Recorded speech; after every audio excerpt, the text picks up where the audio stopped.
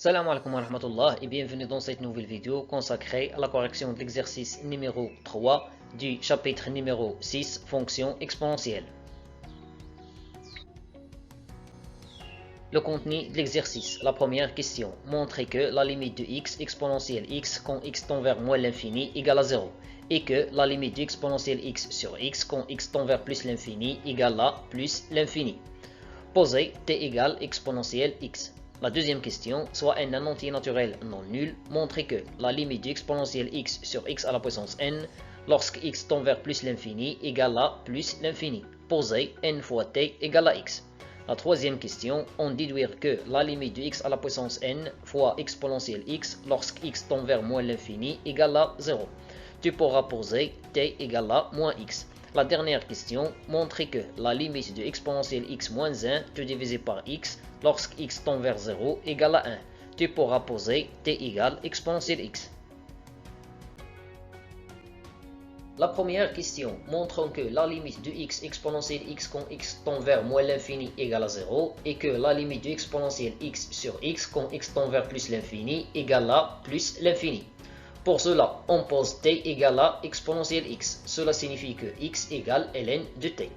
Alors, si x tend vers moins l'infini, cela signifie que t tend vers 0 à droite.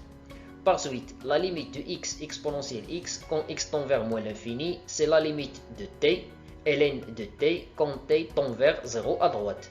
Exponentielle x, c'est t, et x, c'est ln de t.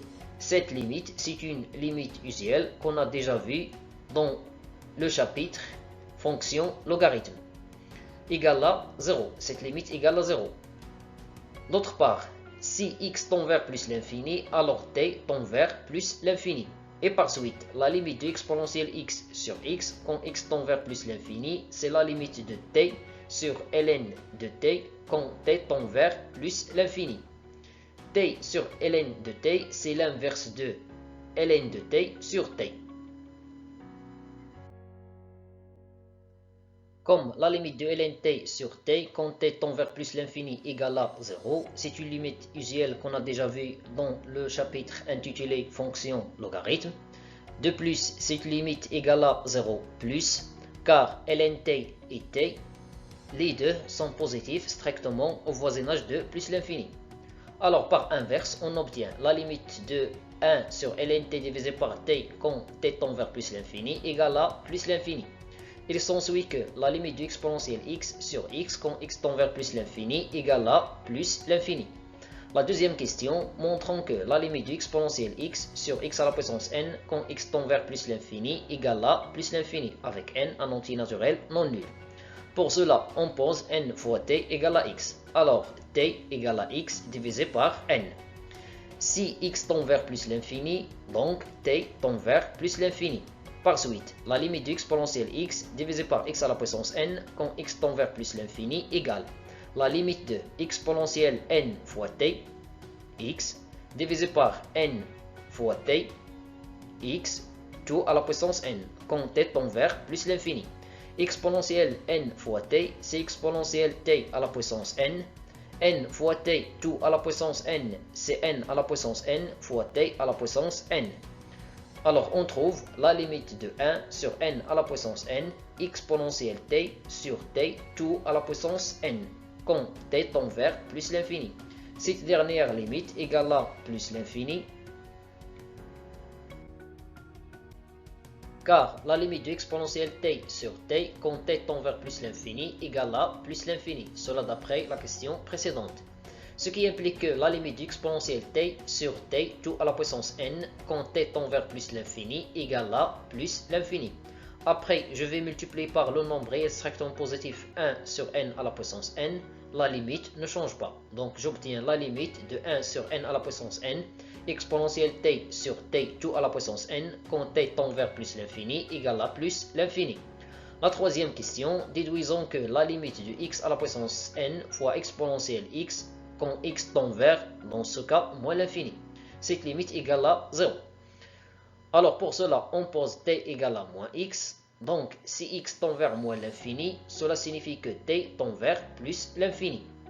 On a la limite de x à la puissance n fois exponentielle x quand x tend vers moins l'infini. C'est la limite de moins t tout à la puissance n fois exponentielle moins t quand t tend vers plus l'infini. Moins t tout à la puissance n, c'est moins 1 tout à la puissance n fois t à la puissance n. Exponentielle moins t, c'est 1 sur exponentielle t. Donc on obtient la limite de moins 1 tout à la puissance n fois t à la puissance n divisé par exponentielle t quand t tend vers plus l'infini.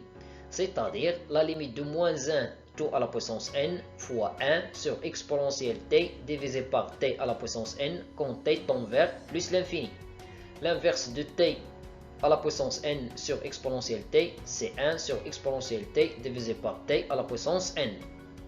Comme la limite de exponentielle t sur t à la puissance n quand t tend vers plus l'infini égale à plus l'infini, d'après la deuxième question, alors par inverse, on obtient la limite de 1 sur exponentielle t sur t à la puissance n quand t tend vers plus l'infini égale à 0.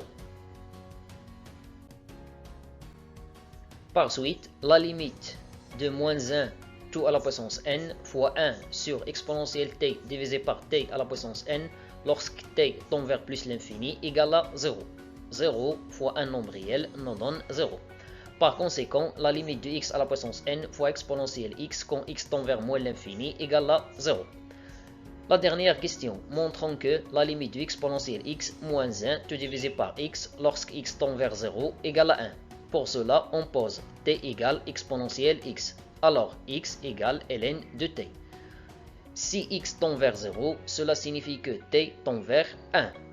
Par suite, la limite de exponentielle x moins 1 tout divisé par x quand x tend vers 0, c'est la limite de t moins 1 tout divisé par ln de t lorsque t tend vers 1.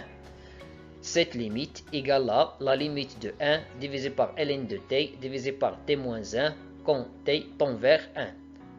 La dernière limite égale à 1 car la limite de ln t divisé par t moins 1 quand t tend vers 1 égale à 1. C'est une limite usuelle qu'on a vue dans le chapitre intitulé fonction logarithme. Cela implique que la limite de 1 divisé par ln de t divisé par t moins 1 quand t tend vers 1 égale à 1 sur 1, c'est-à-dire le nombre 1. C'est tout pour cette vidéo. Merci et à bientôt.